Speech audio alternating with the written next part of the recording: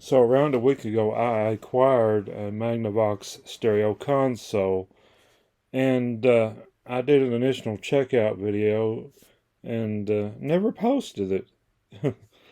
So what I'd done is started posting the repair process, basically, or the resurrection process. You just what resurrection, you usually just sort of get things going, and I posted that bit by bit. So here is the initial checkout video of that console.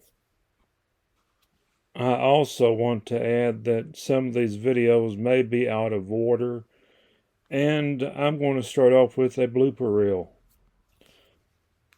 So around a week ago, I I didn't require anything, I acquired something. I also want to add that I've started making bloopers again, basically. And I'm getting tired of this right quick.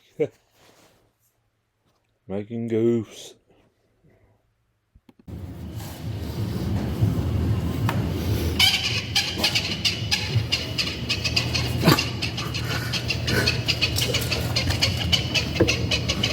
Really? Alright, I brought home another one of these beasts.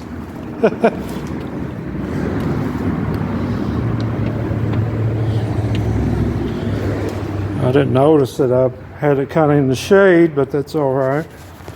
This one's about 76 or so on the make, I think. It's got 8-track inside there. That door has still got plastic on it. And of course the record changer needs a little bit of servicing. It feels a little bit jammed. But I'm going to open the stereo up first because I can see that it's been mangled with a little bit on some screws.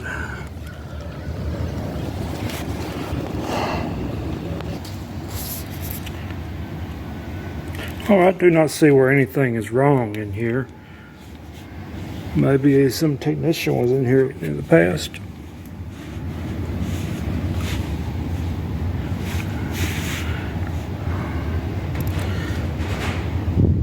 It's got, I guess, maybe a 5-inch mid-range and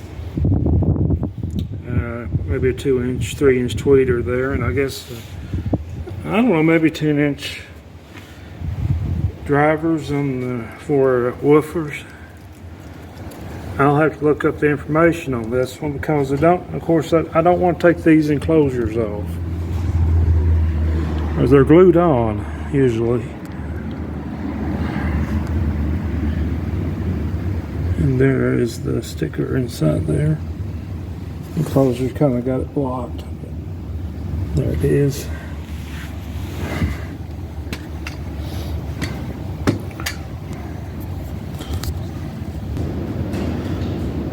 Hope this light's good enough. I had to close the door. As you can tell, it's getting real windy outside.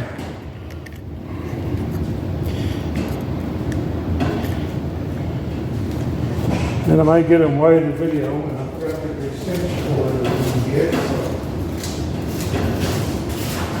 So just a second on that.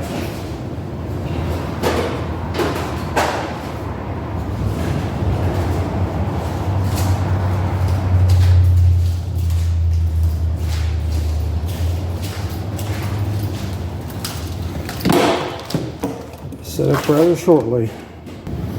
Decided to change filming locations, so in case my mom comes home, she can pull into the garage.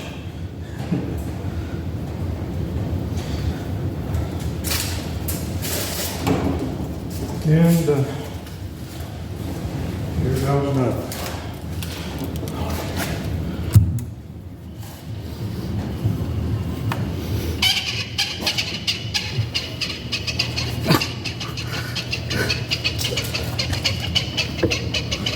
Really?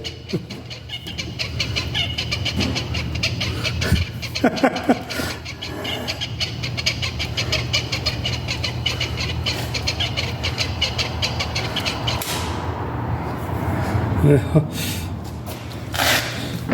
I got the FM button pressed on the stereo. I don't know what it's going to do in here because this shop is metal, and you can tell about every sound echoes or anything. And sometimes the radio reception is not good in metal shops. As you can see, we got a tuning indicator right here, and a tuning dial. Well, we'll make that signal strength meter.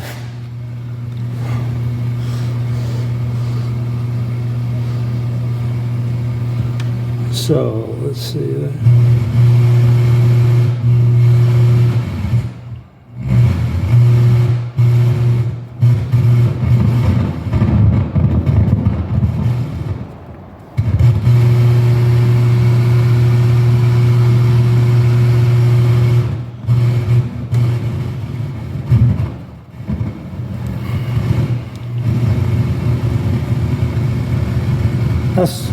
I sort of blame the problem mostly on the cell phone and the stereo, reacting to the stereo, and being in a metal garage and I'm next to my Wi-Fi modem, so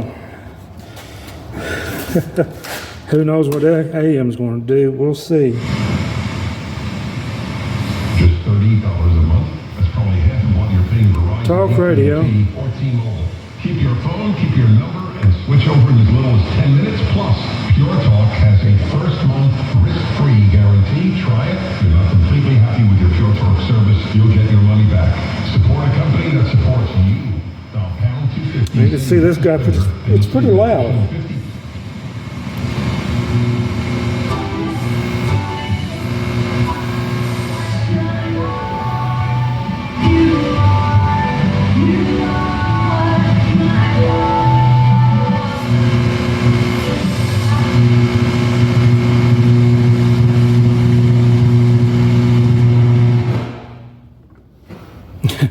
As you probably hear, the sound bounces off everything because the whole building went vroom when I turned that volume down. I'll be right back. I see where my mom has texted me.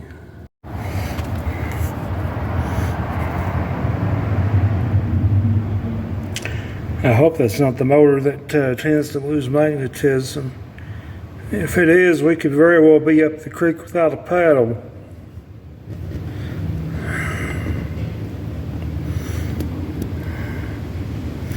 They may have addressed that issue by the time this console was made. Of course, I can't see any date codes really.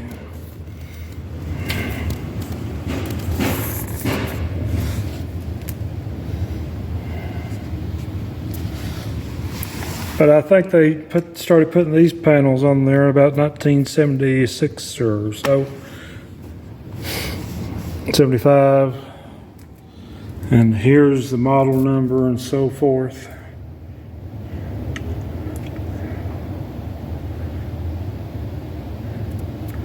I think this cabinet enjoyed a pretty long run.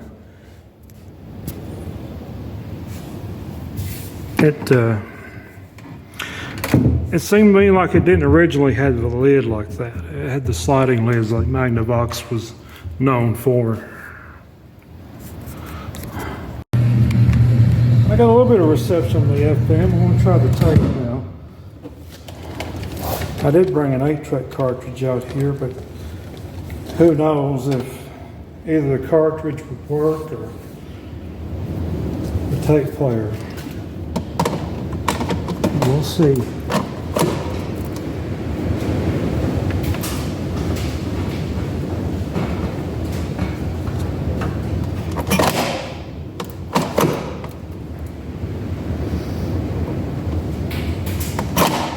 I'm not hearing a peep out of the tape player.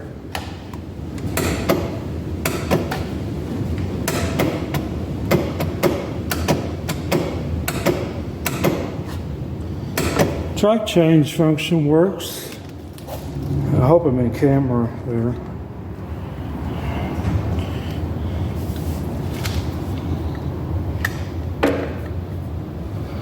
And the record player. We might monkey around with that a little bit. But that's obviously one needs service.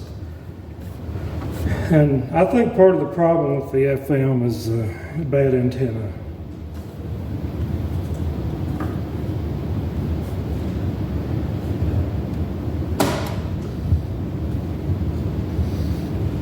If you notice, the amp goes off when the phono switch is turned off. I mean switch tone.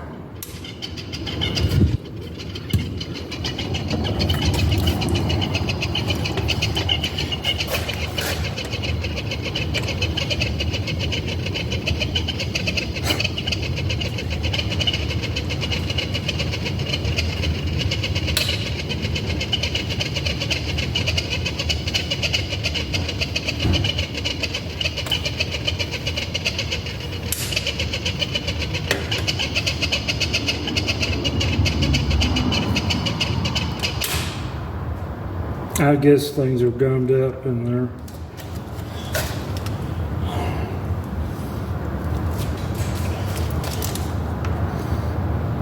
But who knows?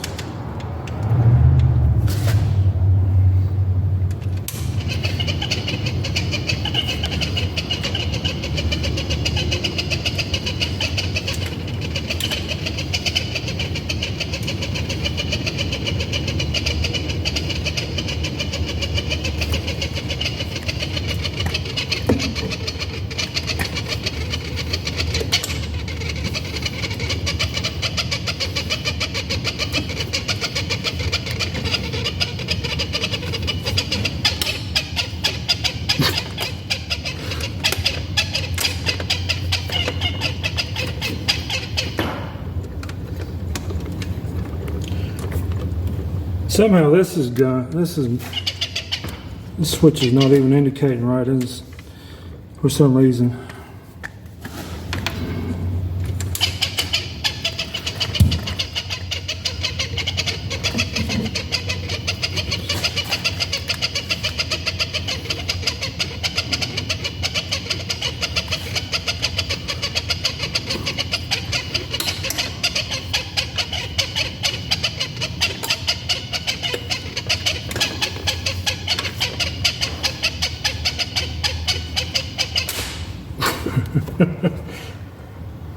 Anyway, it is a project stereo for sure.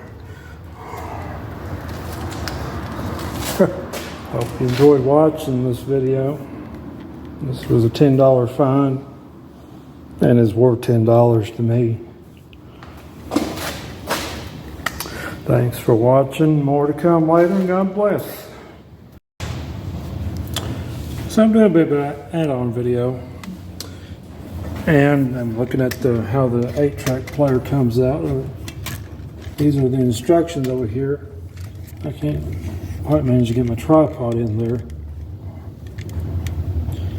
And of course, half the instructions are covered by the thing that covers the speaker. I forgot what they called that thing, but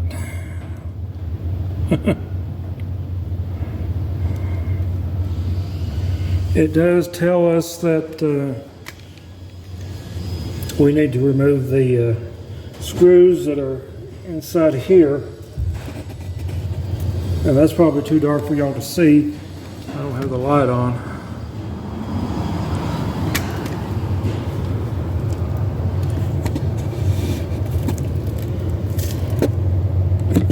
It's gonna be a job.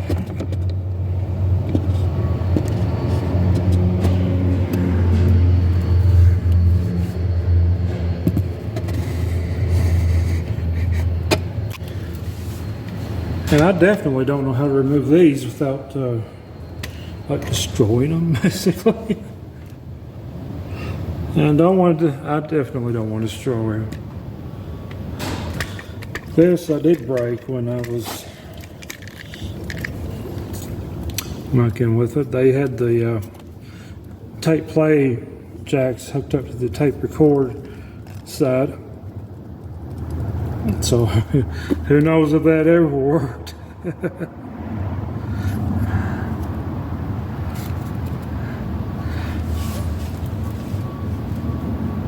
Just for right now, I'm thinking of going in there and disconnecting the power. Just for now. And maybe we'll come back to that later. I tell you, we're in West Virginia and it's predicted to be pretty warm today. We're expected to break some records. Okay, I disconnected the two connectors that I can see. But I've almost questioned if maybe that light on the changer or the the 8-track indicating the track is powered by the pilot light circuit, because I don't see how that disconnects right offhand.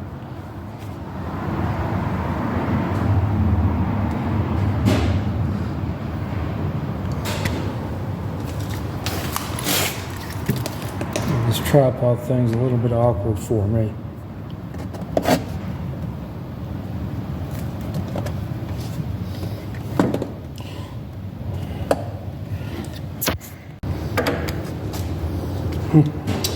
Of all symptoms I've heard of record players doing, this one's a kind of a new one to me.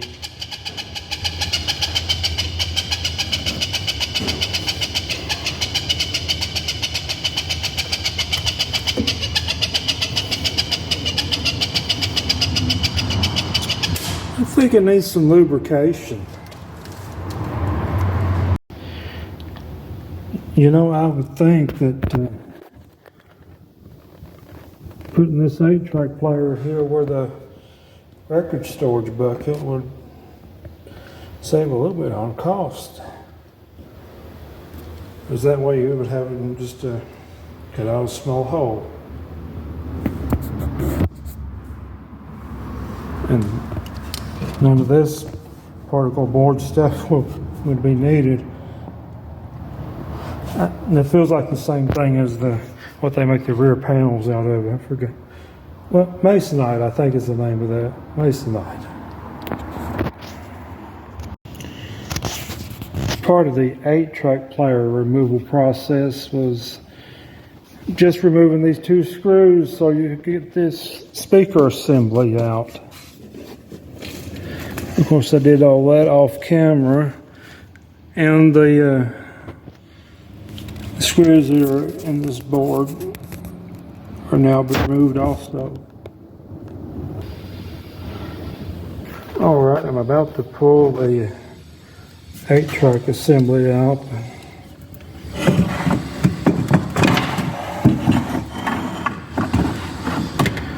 And that's what that looks like. I had to undo some wire ties at the bottom of the console so this would pull forward a little bit. For some reason, way up here is the disconnect for these wires.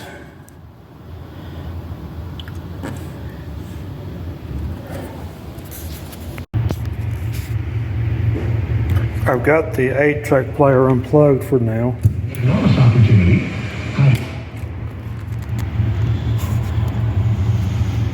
And I guess that light does get power from those sockets.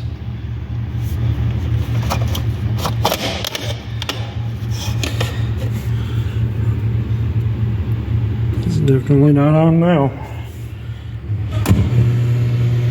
I didn't back up any of the things, any of the whoppers that he told. No, I'm on the Huskies now. He was in Wisconsin yesterday. Today, good luck, sir. Good luck. But the thing is, the dominant media culture will probably not call him on it. Let's spend a moment before we go back to your calls on the way the dominant media culture is handling Biden. There are things they will do and things they will not do. On the classified documents, it's kind of interesting, wasn't it? Watching the liberal media culture actually show some aggressiveness. Watch the White House press corps committing.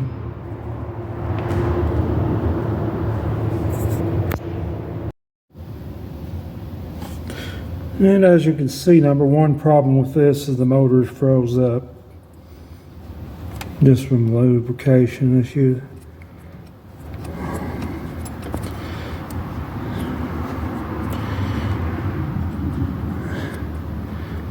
That's a boo-boo.